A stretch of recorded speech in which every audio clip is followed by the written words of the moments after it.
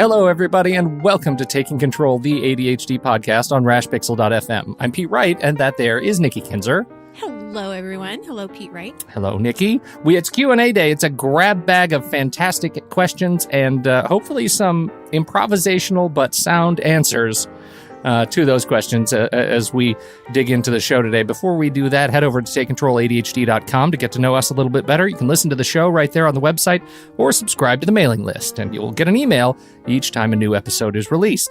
You can connect with us on Twitter or Facebook at Take Control ADHD, and a special shout out to all of you who have committed to this show as supporters through patreon.com/the ADHD podcast. For as little as $1 a month, supporters get access to our Facebook live stream each week by way of our double secret Facebook private group just for those people, and they know that their ducats are supporting the continued long-term function and development of this show. Patreon.com/the ADHD podcast. Thank you so much. All right, Nikki, you got all these questions. Where do you want to start? Let's just start with the first one that I wrote down, shall we? I'd like it. It's a good place to start, right? No rhyme or reason. No. Okay, so this gal had two different questions and wanted to know if this was common. Okay, so she has noticed that she's developed a little bit of a bias as she's learned more about ADHD and processed it, over the past couple of years. And what she's finding is that she really prefers to work with people who have ADHD. She loves her non-ADHDers in her life, but have a special place in her heart for those that have that special sauce of ADHD. So her first question is, do other people feel the same? Yes. Yes. Yes. Hallelujah. Amen to that. Yes, absolutely. But, I don't think it's because they have ADHD, right? I really don't think it's just because I like working with people who have ADHD. It's because in general, speaking way too globally for anybody's good, but in general, I find that people who are aware of their ADHD tend to have a deeper awareness and they've internalized the kinds of tools that they need to be super productive and to collaborate well, and because they need all of these systems just like I do, and our systems usually work well together. And so I find it's just easier to work with people with ADHD because they already speak my language. They already understand why I need accountability and why I need reminders and why I need, everything documented just so. So it's just, so I don't know that it's necessarily that I smell ADHD on them. Somebody's chumming the water. I better get over there. But more that we have a common tongue, and that's really important. Yes. And I think it's similar too to, you attract the people that are like you. You attract the people that, think like you. And one of the things that is hard, I think, for a lot of people, unless you are one of those people, is being around negative people. When you're a positive person, you're going to you're probably going to more attract that positive person in your life and be less attracted to the negative. And it's kind of the same thing. It's like you want to be around people who think like you, understand you, accept you, and all of that. So yes, I agree. I think it's very normal. Well, and I think there's a real benefit to being aware of this, which is, if you want to attract those people, be very open about the kinds of tools and sort of lifestyle you live, because they'll smell the ADHD all over as you well. too. And and you want to bring those people into your life. So that's important. Absolutely. Okay. And just to add on to this real quick, I did have a question about a week ago, and she wanted to know, this is a different person, but it leads into this. She wanted to know the differences between sort of how an ADHDer thinks and a non-ADHDer thinks. And so we are going to do a show on that. And I don't know exactly how it's going to look, but I know Pete's going to interview me on a few things so that we can kind of see where maybe some of those differences are. Not to compare to each other right or wrong. It's just to see what the differences are. No, we will be comparing right No, or wrong. we will not. Yeah, somebody's going to win. Not. No. There will be a winner decided on this show. No, we're not. People can still hear you, Pete, right? So anyway, I'm looking forward to that because I've been thinking a lot about it. So excellent. Okay. Excellent. All right. All right. So second Next we question. have, was this a second question or is there another question around This is- technology here that's coming up? Well, yeah, this was actually from the same person, but it is a technology question. So go All right. for it. My Well, friend. the question is, do you have any experience or advice with regards to noise canceling headphones? Seems like a decent solution for my office environment, but I'm not sure that spending the money up front is worth it if the solution may or may not work for me. This is actually a great question, and there is a difference between sound isolating headphones and noise canceling headphones. The headphones that I'm wearing, right, these over the ear, they're giant. They have this big, puffy, cushion on the ear. These I find are really good for isolating sound from my head.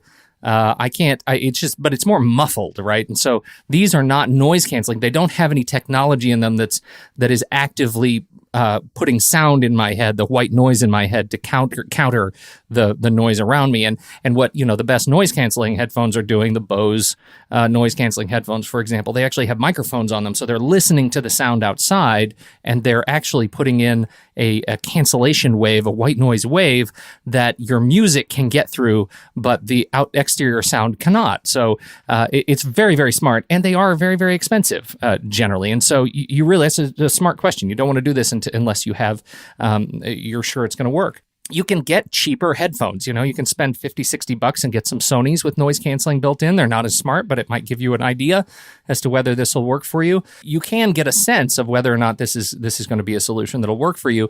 I also find that if wearing the giant over the ear cones isn't going to work for you, you can try something like an in-ear headphone. Etymotics, for example, makes a really great in-ear headphone. And if you want to go the extra mile, you can call an audiologist or a hearing testing agency, and you can actually have molds made of your ear. This is what musicians do, right? So you have molds made of your ear in your ear canal, and then those are manufactured into a little rubber gasket that goes on the end of your great in-ear headphones. And then you put them, they're made for each of your ears. So you put them in your ear. And what I find is because there is there's a hard seal between your ear and that's the shape of your ear and the outside world, it actually reduces a lot of noise without having to go the route of having the actual white noise pounded into your ear all the time. So, I really liked it. I had them for a long time and swore by them, especially for podcasting. That's why musicians use them. You see the guitarists, they have, those are their monitors, so they can hear what they're playing more clearly or what they're singing more clearly over the sound of crowds and things like that. Because, clearly we're all our own inner rock stars.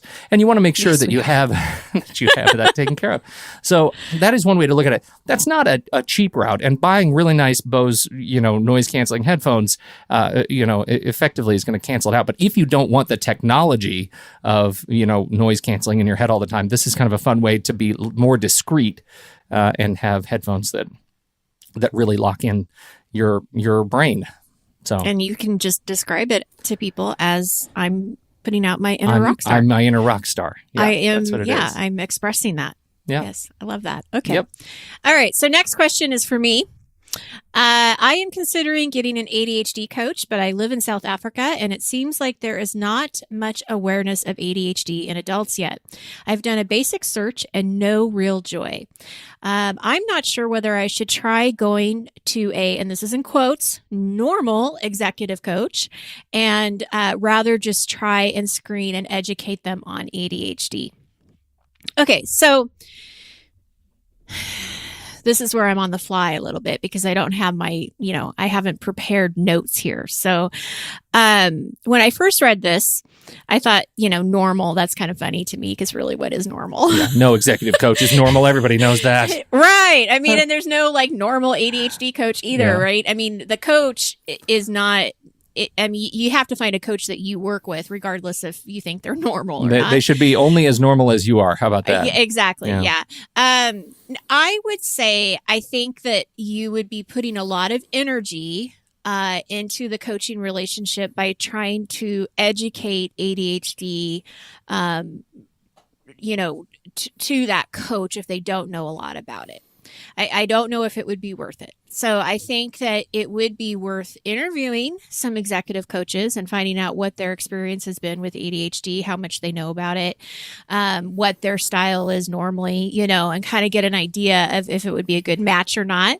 There's a lot of ADHD coaches that you do have access to too, because so many of us actually do Skype, we do FaceTime, we have these, great resources where you can call into a number and it doesn't matter where you live, and we can coach you. So I wouldn't exactly think that just because it's not necessarily prevalent in South Africa, you could still find a coach somewhere else too that is ADHD specific. Yeah, once you let go of the fact that the assumption that you have to sit down and meet with somebody face to face, right? It's much easier to find somebody who can help you. It's much easier, and I don't think that executive coaches. I mean, I just have to say this. I mean, I think they're great coaches out there but there are coaches out there that don't understand ADHD, and that's probably not going to be the best coach for you.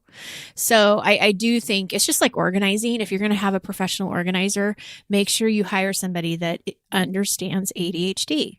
You think differently, and you want that coach to work with you and not give you ideas or work with you in a way that you're like, what? That's never going to work for me. Right. What are you talking about? Right. So, yes. Excellent. There you go.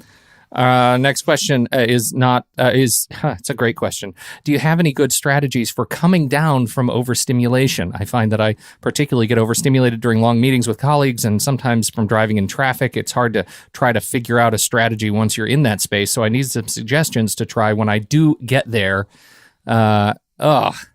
Yes.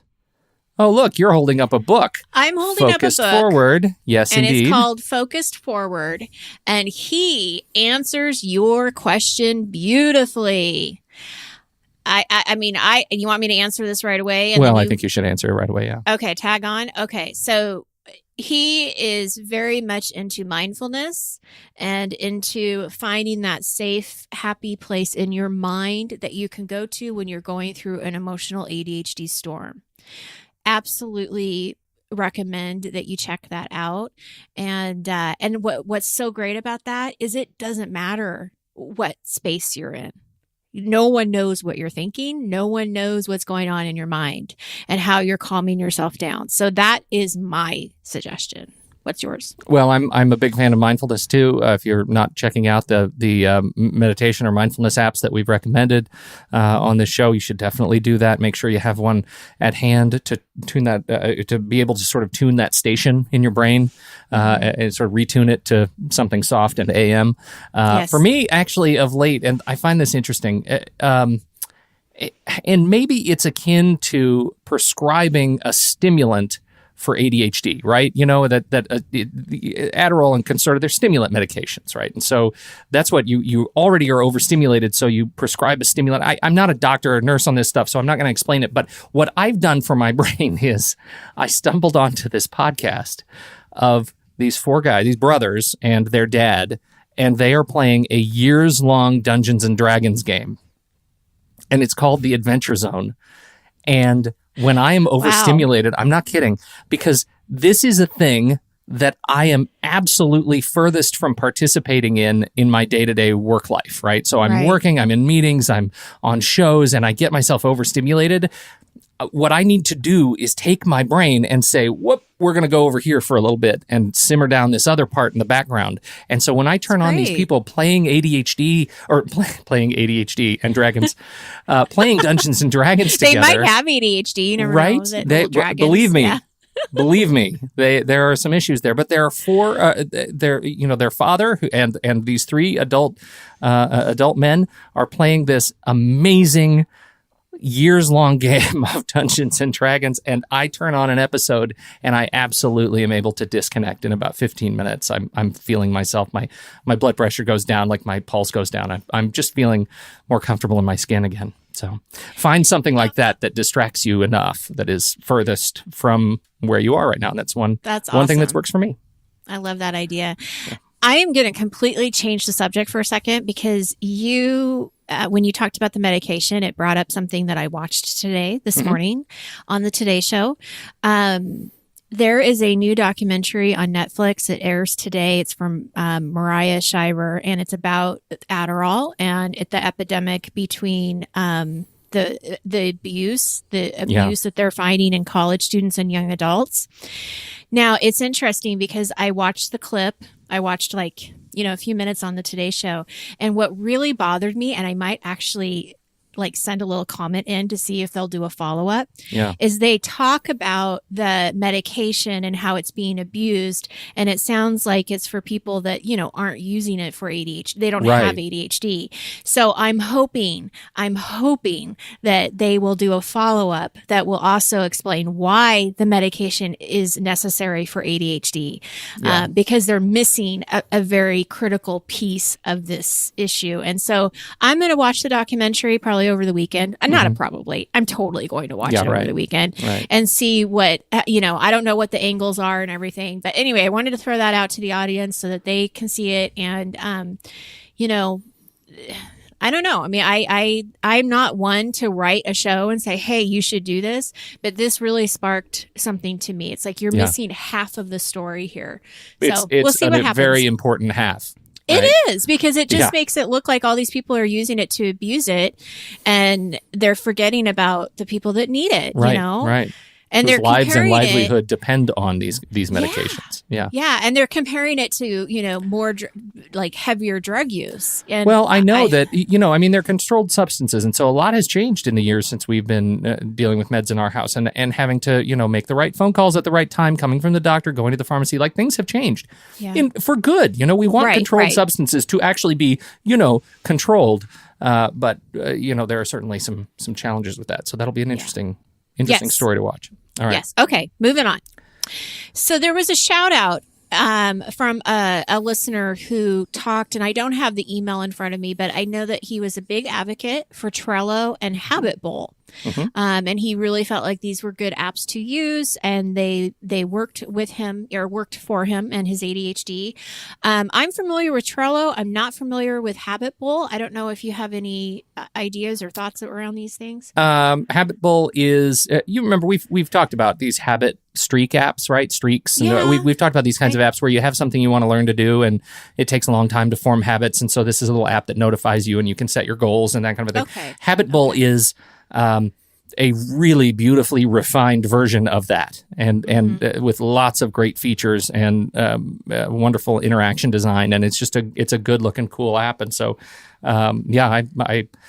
I will shout out as well for that one. Not as vociferous a shout for Trello. I'm really glad that it's working for this listener. It doesn't work as well for me unless I'm collaborating with somebody else. But anyhow, two great apps. Yeah. Next question is, oh my goodness, it has to do with navigating ADHD in the marriage. I know, and I'm going to let you sum this one up because you're so much better at that than me. Summarizer in chief. He is an INTJ on the Myers-Briggs, and his wife is an ENFP.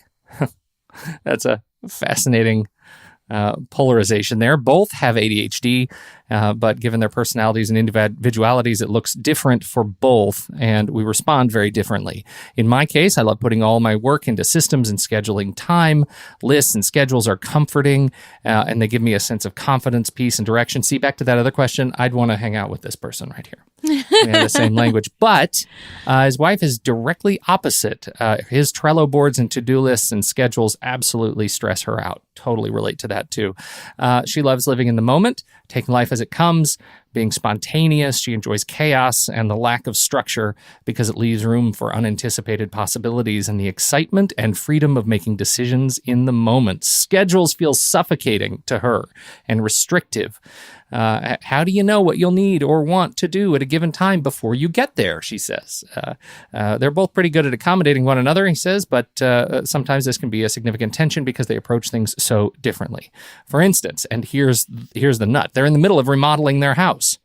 In this kind of situation, his inclination to make lists of all the renovations that they want to do, prioritize them, schedule them, put them in on the calendar. And until I do that, I feel stressed out by the nebulous tasks floating around in the air. But from her perspective, if she even thinks about making a list or a schedule, she starts to feel suffocated and boxed in. We love each other very much, but sometimes we drive each other crazy. Any tips or suggestions for how to navigate a relationship like this? Go, Nikki Kinzer, go. Oh, gosh. Holy cow. Gosh, it's so hard because relationships are so tricky. And, I can only base my own opinion on my own relationship, right? And the differences that my husband and I have on how we do things. And it really comes to compromise. I mean, it just really comes to accepting that there's a way he does things and a way that I do things, and kind of coming into the middle. And sometimes sometimes we can reach that happy place, and sometimes one of us is more irritated. I don't know. I mean, it's really hard. There's a need for buckets in my view. You need a bucket, and in these buckets go the elements of your lifestyle or of your life that are going to be effectively owned by one or the other of you, right? And so you're talking about a remodeling project. There is no rational way I could approach a remodeling project and see it actually get done without having schedules tied to it, right? You have to have schedules tied to it. And for that seems very clearly to fit into his bucket. He needs to own that. And the result of him taking ownership of that is it's going to put pressure and stress on her. And we have to acknowledge that it's going to be hard for her to let go of that and to see schedules that are clearly going to stress her out. But what is he going to give up in their life to be less scheduled, less structured, that are going to go into her bucket?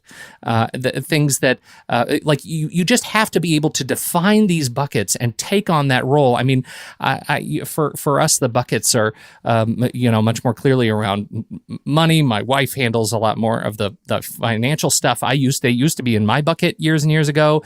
It's not in my bucket anymore.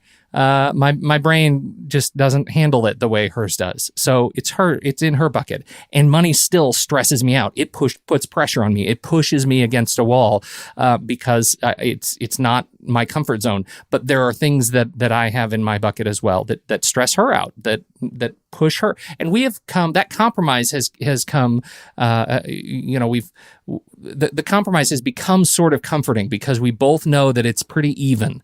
The things that stress her out, I'm understanding of that. I'm telling her, I know this makes it hard for you. Thank you. And the money stuff, I know this stresses you out. I know you don't like thinking about this. We have some bills due. Where do you stand on your client billings for the month? And she has accommodated me by being more gentle when she talks about money for me. So that's the kind of compromise that at least has worked for us. It's just, you have to take ownership of certain things. How could you possibly attempt any sort of construction gig without putting there are just way too many people involved, too many people who have to come into your, you have to make decisions. And they're all on a schedule. Be a final. Mm-hmm. Yeah. Oh yeah, definitely. That is what I've found. Like even in terms of, when I'm not at my best and scheduling is just out the window, the rest of the world works in schedules.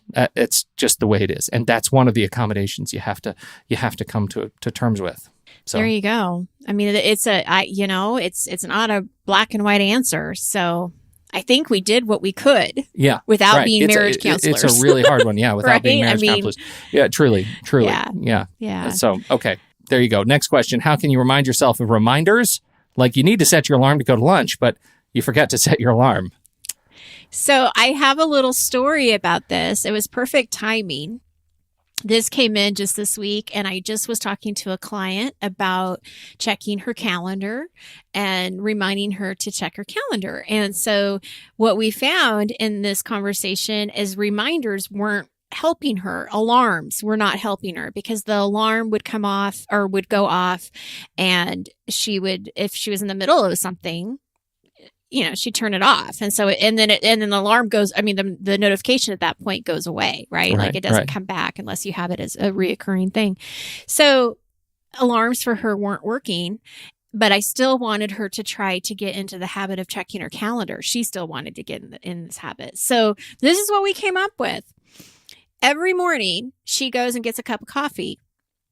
So on her coffee maker right now, there's a little sticky note that says calendar.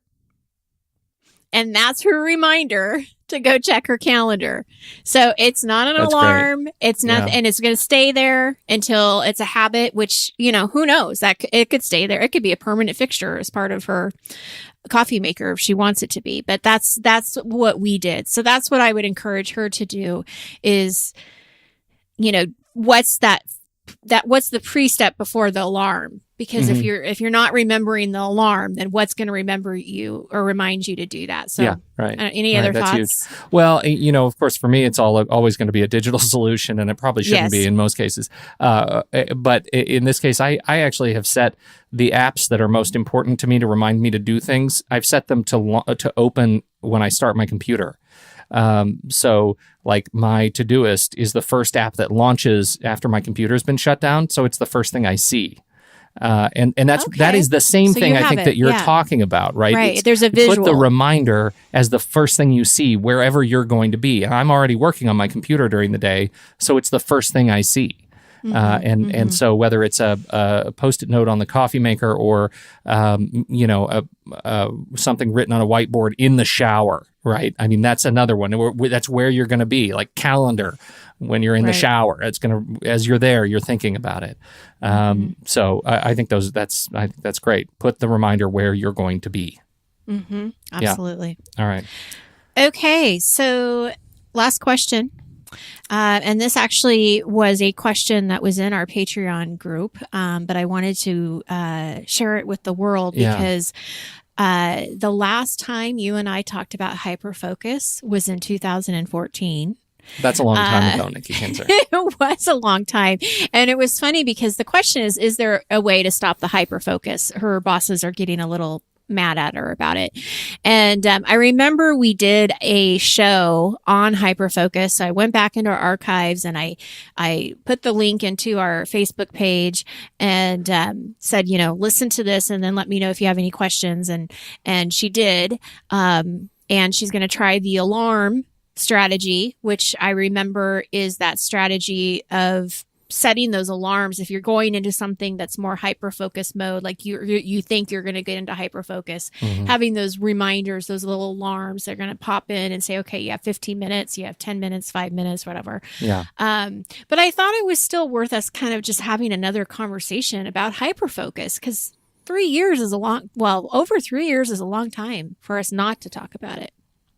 Yeah, and it's still the same challenge, right? Yes. I mean, the challenge itself hasn't changed, and for me, I've grown less in favor of looking at hyperfocus as a superpower over the years. It really can be, but maybe it's as I get older, just 3 years older, it becomes more of a challenge to shake myself out of it.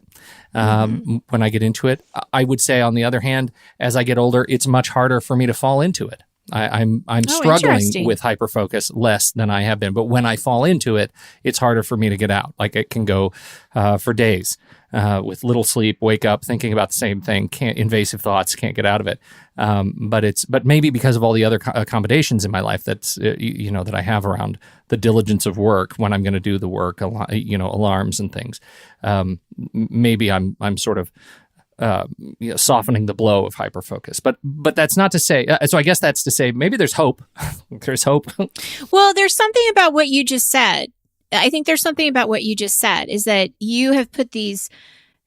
You're very. Your calendar is very structured in the sense that you really do have a sense of when you're going to work on certain things. So I'm wondering if there's something there that she could attach to and learn from you, is that maybe that is a way to kind of deal with that hyperfocus when you're at work, is that, these are the boundaries. These are the set times that you are going to work on this, because there is a consequence here. There is a cost that she's feeling. And that is that her bosses aren't very happy with her getting into hyperfocus. Yeah. Part of it, for me, again, the sort of tools that go into my scheduling are you breaking down each task into its smallest component parts. If you're doing that, then you sort of limit the risk of falling into hyperfocus. Because part of what happens with hyperfocus is you have this giant task, and once you dive into it, you see no framework, right? You see no divider of the work. You just start plowing through it and do it all and do it until you're done, because that's just where the invasive thought is. And for me, if I take this massive task before I actually start the work, before I feel the pressure of hyperfocus, and I break it into, maybe it's I need to do 10 of these things for the next half hour and then schedule another 10 of them the next day, that keeps me from falling into the trap of hyperfocus, because I'll always schedule something after that. I'll schedule a meeting with somebody, I'll schedule a call, I'll schedule something, another layer of task to help me move to something else, right? Very thoughtful. And that's a really important part. And if you have the task broken down enough, then you can put all those tasks on your calendar in your work box, and then you can move on to the things that come appropriately next, without stressing yourself out so much. I like that. You like that? I do. Well, I hope it helps. That's certainly something to try, and we can talk about that again later. But it's one of those things that really helps me. And when I open up Todoist in the morning and I see my schedule laid out with all my tasks with their agenda sort of built in, boy, there's a lot of comfort that comes in that. Absolutely. Yeah. That was it. That's it. That's all the questions that came in. Thank you, everybody, for writing in all those fantastic questions. And thank you, live stream viewers, for putting up with our the whole show. We'll call it the whole show, trademark. That's right. Taking control of the whole ADHD podcast.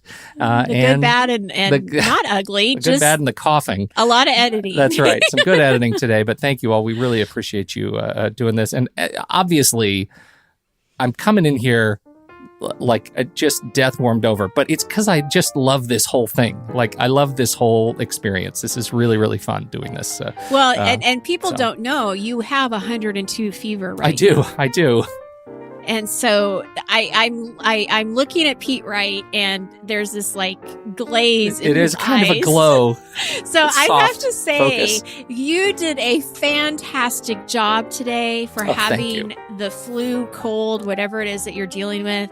102 fever. Your wife is sick. You're sick. Your son is sick. Thank you so much for being here, Pete. Well, thank you. You certainly did not need to show up, and you did. So I really appreciate it. It's important to me. So thank you. I appreciate it. And thanks to everybody for putting up with me and for tuning in and downloading. We appreciate your time and your attention. On behalf of Nikki Kinzer, I'm Pete Wright. We'll catch you next time right here on Taking Control, the ADHD podcast.